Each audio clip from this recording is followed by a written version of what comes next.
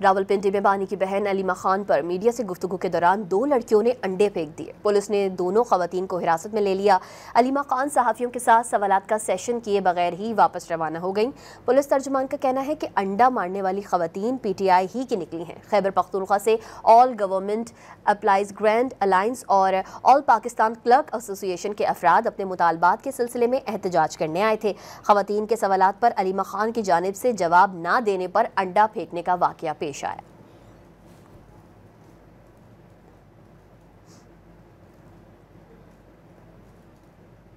रावलपिंडी में बानी की बहन अलीमा खान पर मीडिया से गुफ्तगू के दौरान 2 लड़कियों ने अंडे फेंक दिए। पुलिस ने दोनों खवातीन को हिरासत में ले लिया। अलीमा खान सहाफियों के साथ सवालात का सेशन किए बगैर ही वापस रवाना हो गईं।